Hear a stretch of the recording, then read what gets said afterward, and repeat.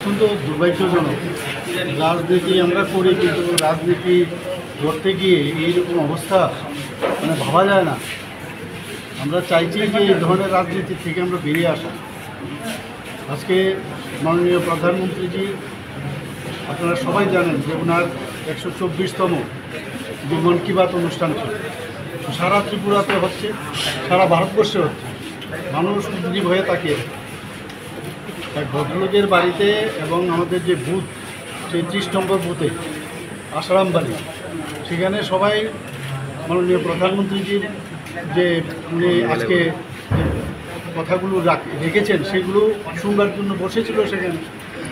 এবং আমাদের নিয়ম অনুসারে যে প্রতি মাসের শেষ রোববারে সেটা হয়, আর তাই শুনছিল। হঠাৎ করে এই মথার কিছু লোক এসে আক্রমণ করলো এবং যে বাড়িতে সেখানে তো ভাঙলই।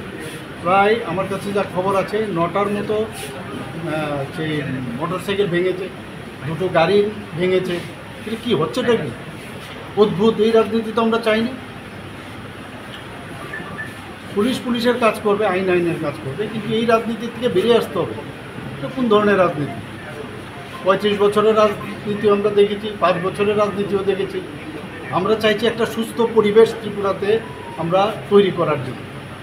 এটা কি গায়ের জোর দিয়ে কি রাজনীতি হবে? আইনের পথে চলবে এবং কোনো অবস্থায় এগুলোকে আমরা কোনো অবস্থায় এটাকে আমরা কিন্তু স্বীকৃতি দিই না এবং সেটাকে ছাড়াও। এই নিয়ে কি উপমহলে কোনো আলোচনা হবে?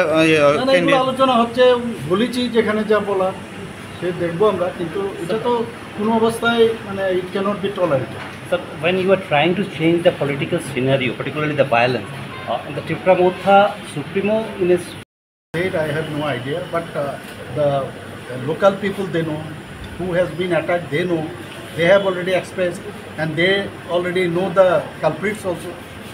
And accordingly, they have lodged the FIR. So accordingly, the police will take their own course. any arrest as of now? I have no idea, but I think there would be. Yeah.